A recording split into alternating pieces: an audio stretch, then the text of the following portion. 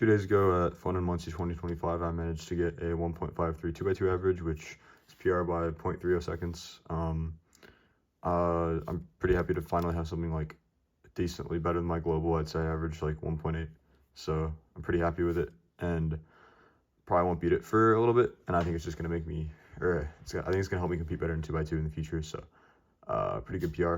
I locked it in 4 solves, so I thought I'd just give it a reconstruction because the scrambles were pretty nice. So this is the first scramble. You can see you have like 3/4 of a face on green and like kind of nothing else that looks that appealing. So I quickly one looked this and immediately went for it because I saw it's the CG1 with no AUF.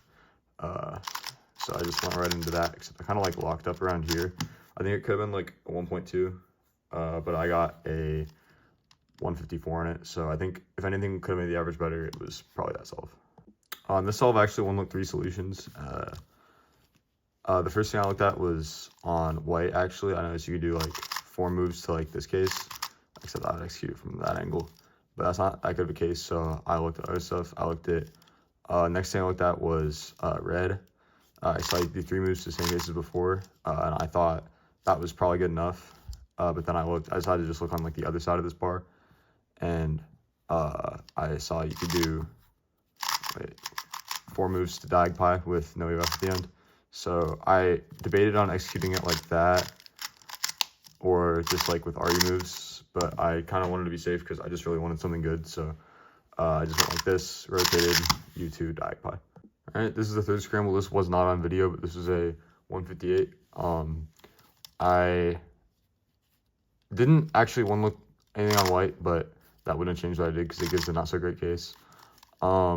I mainly focused on green, so I looked at inserting it like this, and you get that EG1, which is one of my like least favorite cases.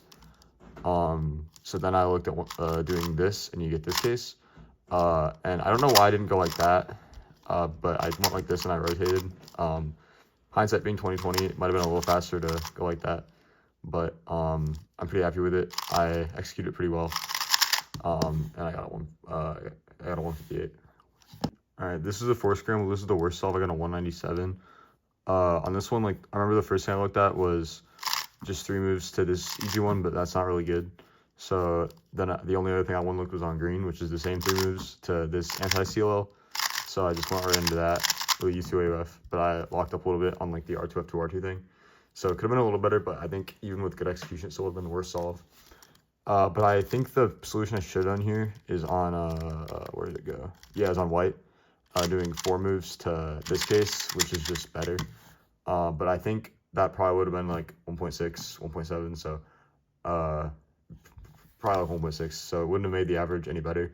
That solve like was kind of sloppy, but it locked 170 WPA, which is PR, so that made me a lot less nervous going into the last solve, so it definitely served a good purpose. All right, this is the last scramble. This is a 148. This is probably the best scramble, but I couldn't predict the AUF because it's one of the EG cases that I can't predict the AUF for, which is probably half of them, which is a little embarrassing, but whatever. So I saw there's like this 2-move face on white, just R prime F, into this really nice EG1, and I didn't it starts with an F, so I could have canceled an F2, but I didn't do that, and I just went into ALG paused UAUF. So that locked a 153 average, which I'm pretty happy with.